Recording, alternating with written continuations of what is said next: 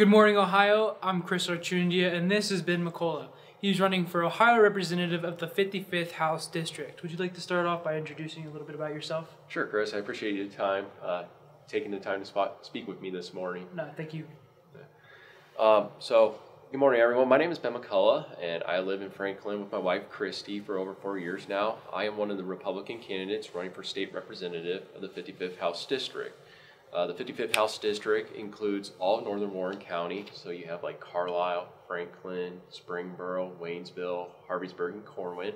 Also includes the eastern part of the county, as well as a little bit of the southern part of Warren County as well. So have a little bit of Mason, as well as a majority of Mainville and Hamilton Township. Of course. So what inspired you to run for state representative in the first place? Sure. This whole campaign is about putting Ohio first. You know, I am not a politician. At my core, I am a soldier. Okay. My allegiance is unwavering. Mm-hmm. It's to the people of this country, Ohio, and the Constitution of the United States. Okay. You know, this belief transcends personal ambitions, political agendas, and the influence of interest group. My sole purpose is to serve the people of Warren County and to do what is best for Ohio. Okay. For far too long, folks at the State House have been consumed by divisive policies that frankly do little to enhance the daily lives of all Ohioans. Okay. This diversion has to come to an end. We have to focus on the issues that have a daily impact on all Ohioans. And look, these aren't mere talking points. These are the daily experiences that shape our existence. Mm-hmm. Okay. Can you provide an overview of your background and experience that led you to run for office? Sure. I have over 13 years of experience at both the state and federal levels. I'm currently a contractor for the Department of Defense. In the past, I've also worked for the Defense Security Cooperation Agency, who is responsible for security cooperation between our partner countries and allies. Okay. Also worked as a contractor for the United States Marine Corps, Department of Homeland Security. I also worked for the Ohio Attorney General's office when I was younger. Mm-hmm. I've also been in the United States Army for 14 years now. I'm currently a Sergeant First Class, so a senior NCO, and I'm currently stationed with the unit out Wright-Patterson Air Force Base. Okay. Speaking on that topic, how would your time in the military impact your policies, and what did you learn from your time in your service?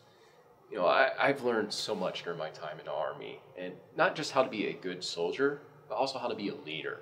Mm-hmm. And the truth is, I'm still learning things. You know, I'm always trying to find ways to improve, to be a better soldier, but also to be a better leader. And most importantly, my time in the Army has strengthened my love for our country. Of course. And emphasized just how important our country is. When you look at the United States flag, what do you think of? Me personally, I think of the American freedom that we all share. Exactly, you know, but the United States, America, is more than just about freedom and democracy and opportunity. Mm-hmm. It's also a symbol of hope to millions of people around the world. And when you look at what's happening around the world right now in hotspots where freedom is actually being fought for, whether it's in Hong Kong, Taiwan, or the Ukraine, mm-hmm. do you see people raising and flying Chinese or Russian flags? Not really, no. No, not at all. As a matter of fact, they're proudly displaying the United States flag. And you know the reason why for that is because America is a symbol of hope and resilience for millions of people all over the world. Of course. And all of us have a duty and responsibility back here at home to not only defend these values, but also help to build a better world for all of us. Of course. And what separates you from your opponents is kind of a big question there. Yeah, definitely. First and foremost, I think it's important to say that I have respect for anyone who runs for office. Yeah. Only 2% of Americans ever run for office. So out of a country of 338 million people, only 6,640,000 people will run for office. That's not a lot of people in a country our size. So anyone who runs has my respect. But there are some differences. Mm-hmm. First off, I think this campaign is about putting Ohio first. You know, from day one, we have been knocking doors and talking to thousands of people throughout the county and district. Okay. And it's important because we want to hear about the issues that are important to them and their families. Second, I think it comes down to vision. What type of Ohio do we want? Yeah. Look, we talk about how Ohio is the heart of it all, but I want Ohio to be a leader. You know, look at our history. We are a state that is the mother of presidents, but we're also a state of pioneers, innovators, and risk takers. So I believe that Ohio, instead of being a follower, we need to lead. We need to be bold and take decisive action. And what that comes down to is, what type of future do you want? Do you want one that is marred by our failures, or one that is worthy of your and future generations' goals and aspirations? That's the difference. Okay. So on to a more fun question. Sure. What inspired you to use Chip, your dog, as your campaign dog? Yeah, for those who don't know, Chip is Christy's and my 11-month old dachshund who we adopted from the Animal Friends Humane Society in Hamilton. We're big believers in animal wellness issues, especially rescues. And it was actually Christy's idea to use Chip. And she remembers back in 2020 during the presidential campaign and how it was getting negative. And all of us were tired of being bombarded by the radio and TV ads. Yeah. And that she saw some candidates were like, hey, I just want to say I'm so-and-so, and I'm not going to talk about an issue. I just want to share a picture of my dog or cat. Yeah. And we thought that was such an awesome idea. And we thought it'd be a great way to help put a smile on people's faces. Because who doesn't like puppies, right? Yeah, who doesn't like puppies? Exactly. But we also wanted to help spread awareness for animal wellness issues, especially when it comes to rescues. We have so many awesome shelters and animal rescue groups here in Warren County. You got the Humane Association of Warren County. You got the Miles Ahead Animal Sanctuary and Rescue shelter. And we also have the Animal Friends Humane Society neighboring us in Hamilton, Ohio. So I highly encourage people, those who are interested in adopting, to please think about it, because when you adopt, you're not only saving one life, you're saving two. You're saving the life of the animal you adopt, and then a spot becomes open for another animal to get the chance to be with a loving family. Yeah, I think that's a very cute topic about puppies and stuff. Then what are your biggest concerns of the citizens of Warren County, and how do you plan to address those? Sure. You know, Warren County is such an awesome county, and to me, it reflects Ohio. Warren County has a little bit of everything. You know, we have suburban areas with some cities, but also a lot of rural areas with amazing forests. Yeah. And when I talk to people, there are some similar issues that come out, but there's also some differences as well. One of the main issues I've heard while talking to people throughout the district in Warren County is their frustration of not being able to get a hold of their local elected officials. Okay. And, you know, that's real disheartening to hear, because not only are these people frustrated, some of them are actually very angry, and they have lost faith, which is unfortunate, because not only have they lost faith in the government, they've lost faith in their local elected officials, as well as in local institutions, and that is just not healthy for democracy. Of course. What are key issues that you are passionate about and want to address during your term? Sure. You know, there's a few issues that I think pose significant challenges, actually threats, to our long-term growth and prosperity. Now, I'm going to be upfront. These issues are not the ones that are going to grab the headlines, but they're ones that people like you and I are talking at home at night with our families at the kitchen table.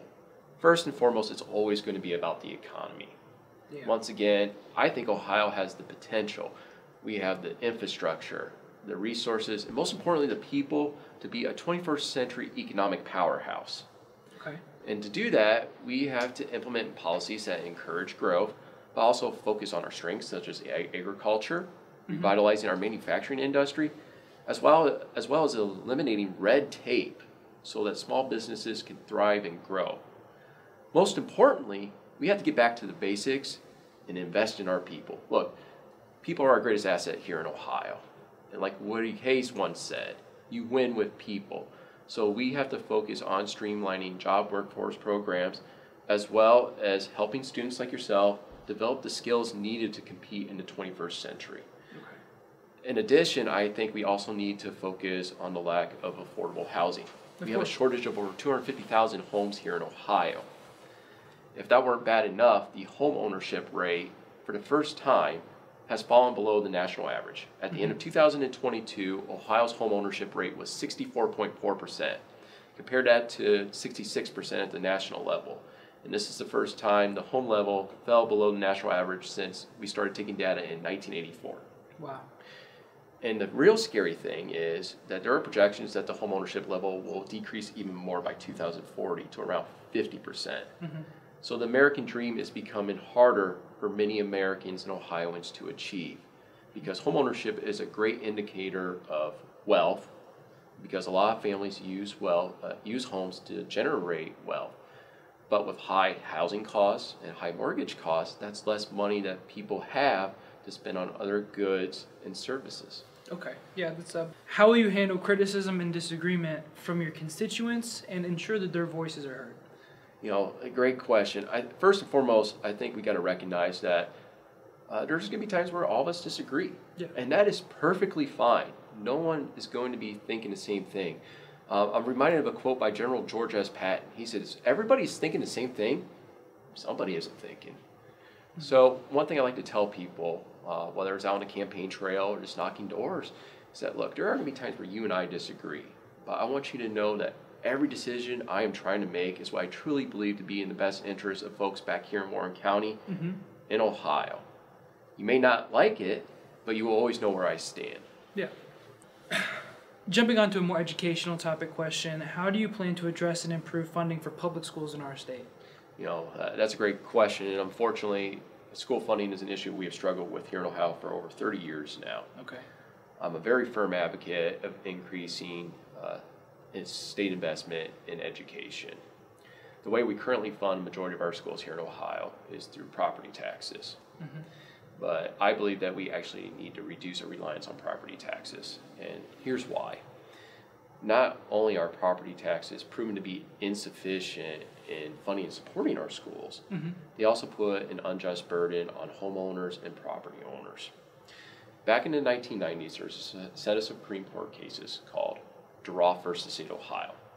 And in these cases, the Ohio Supreme Court ruled that the way we fund schools here in Ohio is unconstitutional. Okay. And this was back in 1997. Since then, the state legislature has failed to take any meaningful action to address and fix this issue.